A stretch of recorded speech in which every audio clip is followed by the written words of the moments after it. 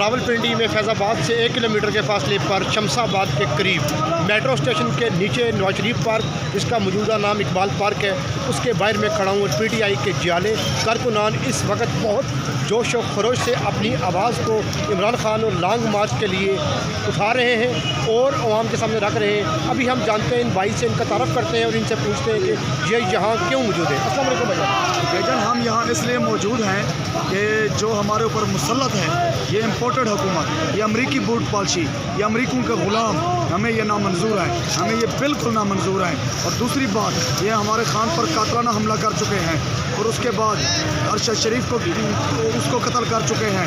ये कातिल लीग है, हम इनको कातिल लीग कहेंगे। इंशाअल्लाह आने वाली नस्लें इनको कातिल लीग के नाम से जानेगी। और दूसरी बात, मेरी जनरल बाजवा साहब से शिकायत है। जनरल बाजवा साहब, हम आपसे मोहब्बत करते थे। पाक फ़ौज जिंदाबाद है, पाक फ़ौज जिंदाबाद रहेगी, पाक फ़ौज की कुर्बानियाँ हैं, सब कुछ हैं, हम मोतरफ़ हैं, हम उनकी तारीफ़ करते हैं। लेकिन हमें जवाब दिया जाए, हमारे ऊपर ये डाकू, ये चोर, ये लुटेरे, ये जालिम हमारे ऊपर क्यों मुसल्लत किए? ये फ़िरौन बन चुके हैं, निहत्ती अवाम के ऊपर शेलिंग करते हैं। हम मुतासर हुए, जुम्मे वाले दिन इतनी खूब शेलिंग हुई कि 3 दफ़ा मैं बेहोश हो गया। क्यों? आखिर क्या हम पाकिस्तानी नहीं हैं? क्या हम इसराइली हैं? क्या हम इंडियन हैं? हमारे ऊपर जुल्म किया, किस लिए किया, क्यों किया? ऐसी हुकूमत क्यों हमारे ऊपर मुसल्लत की? हमें जवाब दिया जाए। बाकी बात यह है, हम पाक फ़ौज हमारी आंखों की ठंडक है।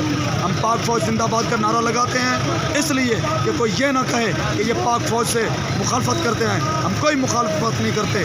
पाक फ़ौज है तो पाकिस्तान है, लेकिन ये बात भी जान लें, अवाम है तो पाकिस्तान है। पाकिस्तानी हैं हम सब, आप भी पाकिस्तानी हैं, हम भी पाकिस्तानी हैं। हमें हकीकी आज़ादी दी जाए। ये कब्ज़ा माफिया से हमारी जान छूटी। नाज़रीन, ये देखें, इनका कहना था कि हम पाकिस्तानी हैं, हम आज़ाद हैं, हम पाकिस्तान के आइन के तहत अपनी आवाज़ उठाने के लिए हकदार हैं। हमें आवाज़ उठाने दी जाए और हमें इंसाफ प्रोवाइड किया जाए। और अगर ये बीइंग अ पाकिस्तानी अपनी आवाज़ उठाने के लिए सड़क पर आते हैं तो इनको किसी किस्म का कोई रुकावट या सिक्योरिटी फोर्सेस की तरफ से कोई मुश्किलात ना क्रिएट की जाए। आवाज़ उठाना हर फर्द का आइन के तहत हक है। जी, अभी आप कुछ कहना चाह रहे हैं? एक दो अशार में पढ़ता हूँ।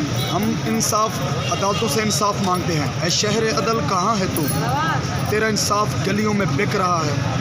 बिक रही है तेरे गुल की खुशबू, हर एक शाख बिक रही है। जिस चमन में जुगनू तेरे रूबरू, हर एक चीज़ उदास हो, फिर उठ मुजाहिद मिटा खामोशी, देख तुझको फलक रहा है।